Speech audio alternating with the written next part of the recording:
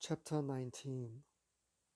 Then Yahweh spoke to Moses and Aaron, saying, This is the statute of the law, which Yahweh has commanded, saying, Speak to the sons of Israel that they bring you an unblemished red heifer, in which is no defect, and on which a yoke has never been placed. You shall give it to Eleazar the priest, and it shall be brought outside the camp, and be slaughtered in his presence.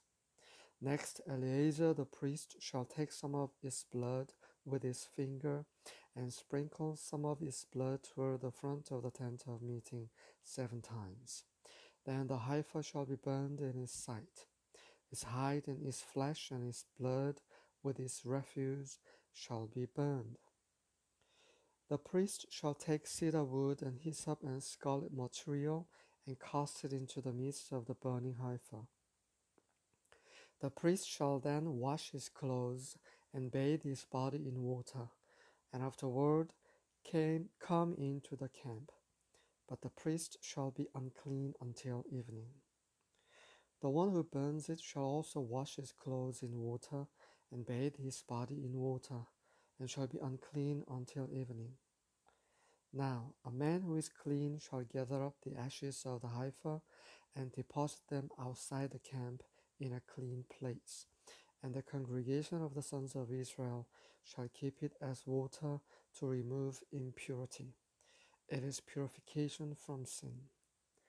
The one who gathers the ashes of the heifer shall wash his clothes and be unclean until evening, and it shall be a perpetual statute to the sons of Israel, and to the alien who sojourns among them. The one who touches the corpse of any person shall be unclean for 7 days. That one shall purify himself from uncleanness with water on the 3rd day and on the 7th day, and then he will be clean. But if he does not purify himself on the 3rd day and on the 7th day, he will not be clean. Anyone who touches a corpse, the body of a man who has died, and does not purify himself, defiles the tabernacle of Yahweh, and that person shall be cut off from Israel. Because the water for impurity was not sprinkled on him, he shall be unclean. His uncleanness is still on him. This is the law when a man dies in a tent. Everyone who comes into the tent and everyone who is in the tent shall be unclean for 7 days. Every open vessel which has no covering tied down on it shall be unclean. Also, anyone who in the open field touches one who has been slain with a sword, or who has died naturally, or a human bone, or a grave, shall be unclean for 7 days. Then for the unclean person, they shall take some of the ashes of the burnt purification from sin, and flowing water shall be added to them in a vessel. A clean person shall take hyssop and dip it in the water, and sprinkle it on the tent, and on all the furnishings, and on the persons who were there, and on the one who touched the bone, or the one slain, or the one dying naturally, or the grave. Then the clean person shall sprinkle on the unclean on the 3rd day and on the 7th day. And on the 7th day he shall purify him from uncleanness.